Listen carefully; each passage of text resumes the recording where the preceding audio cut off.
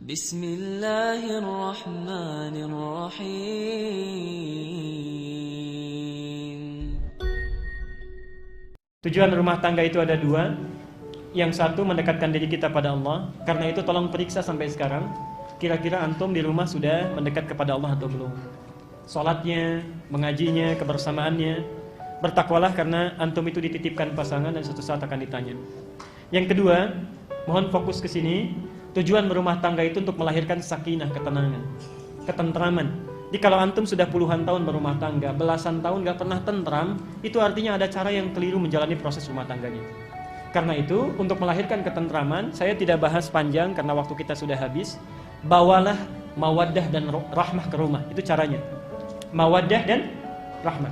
Apa itu mawaddah? Singkatnya begini. Mawaddah itu dari kata maddah, artinya cinta yang diwujudkan dalam bentuk perhatian fisik, materi. Contoh, antum sebelum menikah kan lihat dari fisiknya dulu ya. Bapak lihat ibu itu kan dari cantiknya, anggunnya, baiknya, perangainya, tegaknya, kan? Ibu lihat bapak juga begitu kan? Gantengnya, tampannya, menawannya, kumisnya, dompetnya. Itu mawaddah. Oke? Nah, antum bawa itu sampai berangkat ke rumah tangga. Mohon maaf, jangan waktu 6 bulan pertama sebelum menikah perhatian banyak, ya. Traktirannya banyak, hadiahnya banyak, setelah menikah hilang. Kelanggengan sakinah di rumah tangga itu bisa dijaga dengan perhatian mawaddah. Coba misal Nabi itu termasuk istrinya itu seringkali ngasih hadiah. Aisyah memasakkan makanan kesukaan Nabi. Nabi memberikan hadiah berupa yang sifatnya mawaddah materi. Kenapa tidak dicoba? Misal, berapapun usia pernikahan, mau 40 tahun, mau 50 tahun, dalam momen-momen tertentu cobalah berikan mawaddah. Istri misalnya dalam momentumnya anak lahir, ya, atau hari pernikahan tiba, tidak ada salahnya antum bawa mawaddah. Tidak perlu yang mewah. Masuk rumah ada sekuntum bunga walaupun usia sudah 50 tahun, ya. Subhanallah ketemu dengan istrinya, "Mama, ini hari pernikahan kita. Ingatkah tentang akad yang pernah saya sampaikan, seharum bunga yang saya bawa ini?" Itu subhanallah. Itu indah. Ya. Siap? Apa enggak salah ini? Baik. Rahmah, perhatikan. Ini saya serius pada bagian yang terakhir. Ini apa? Air ya. Sekarang bayangkan. Ini ada minuman. Ibu sudah siapkan bekal dari rumah. Papa mau ke kantor. Minuman disiapkan, minuman kesukaannya. Subhanallah. Di lampu merah ada orang minta minum karena kehausan. Kira-kira suami akan memberikan tidak? Pak? Ibu sudah siapkan minuman kesukaan, dibikin semalaman. Di jalan ada orang kehausan tidak bisa minum. Minta kepada kita untuk bisa diberikan minuman. Dikasih tidak? Umumnya pasti dikasih. Umumnya, ya. Mohon maaf. Sifat mawaddah itu tidak selamanya kekal. Pasti akan terbagi. Di cinta itu jangan diukur dari sifat materi saja, fisik saja. Kalau sudah hilang yang fisiknya, cintanya bisa luntur. Kalau antum cuma cinta karena cantiknya, hilang kecantikan, itu hilang cintanya. Ibu juga demikian.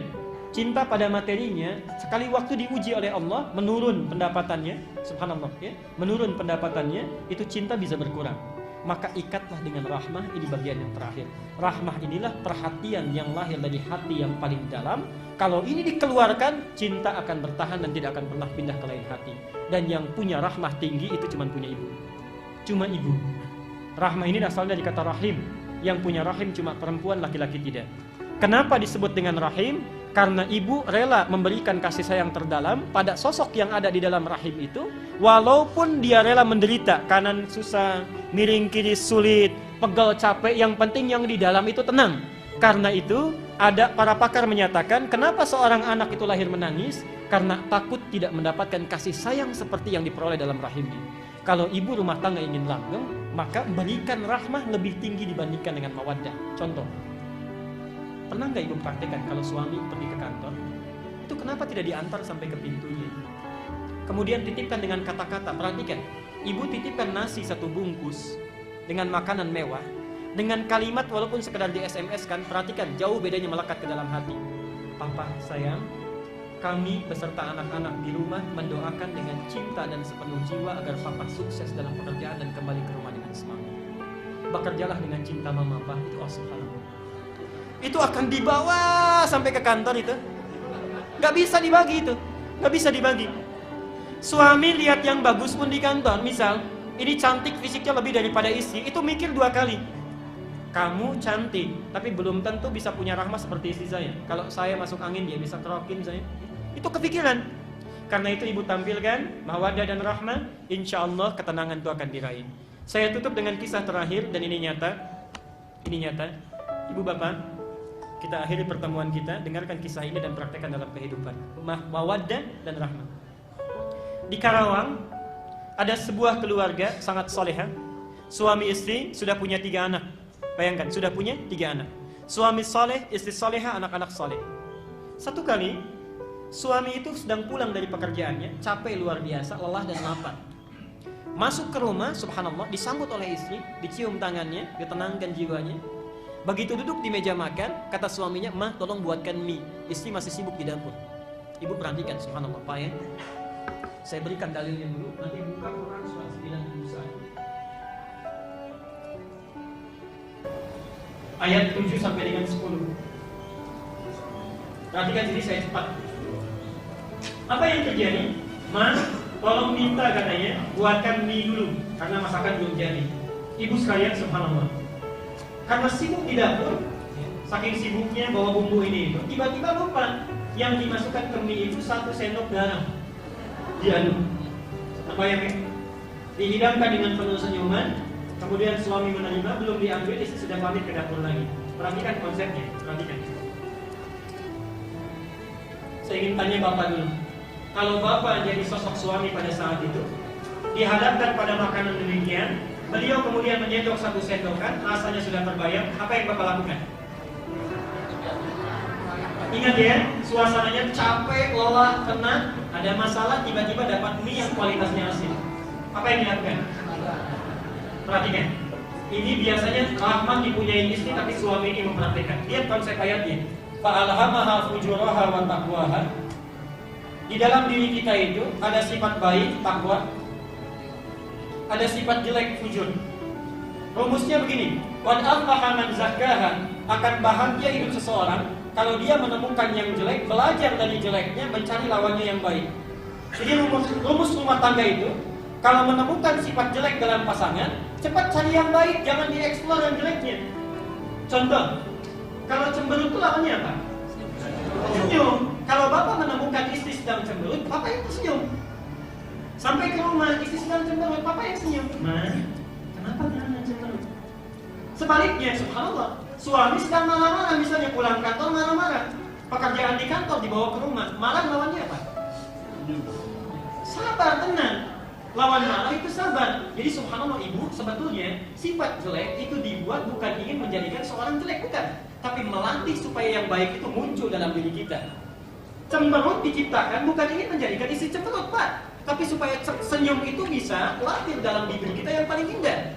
Nah, marah ibu diciptakan bukan ingin membuat suami menjadi pemarah, bukan, tapi melatih kesabaran ibu itu supaya muncul dan muncul dengan sempurna.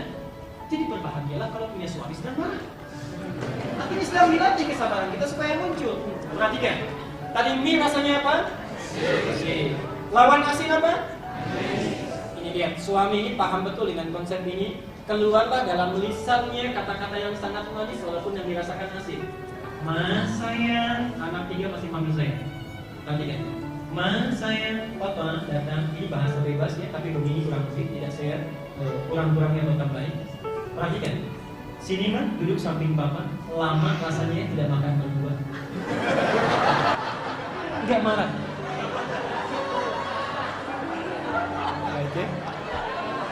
Tidak marah. Lama rasanya tidak makan. Ibu, saya tanya ibu, sudah punya 3 anak, suami juga luar biasa baiknya, subhanallah. Punya 3 anak sudah dipanggil sayang, duduk di samping, disampaikan lama rasanya tidak makan berdua. Perasaan ibu bagaimana? Itu bukan berbunga-bunga lagi, itu sudah mekar bunganya ya.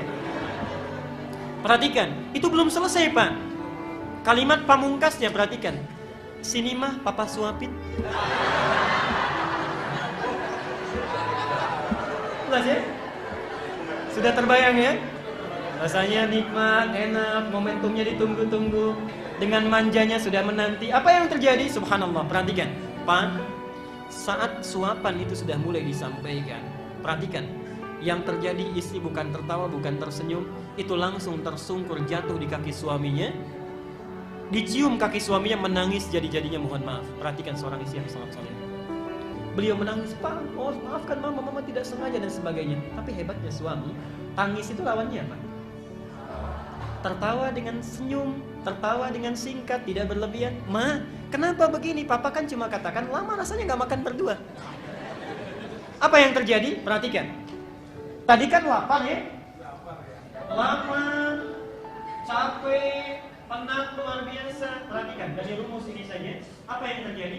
Diangkat istrinya, pergi ke dapur sama-sama, hilang laparnya, hilang penatnya. Yang tumbuh itu cinta, masak sama-sama, cinta mulai bersemi. Persoalan sementara, cuma gara-gara mie asin.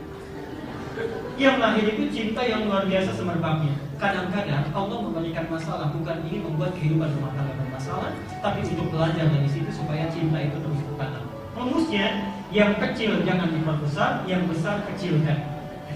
Bapak Ibu lebih paham karena sudah menjalani proses kehidupan yang cukup dalam. Silakan dibaca bukunya, mudah-mudahan bermanfaat.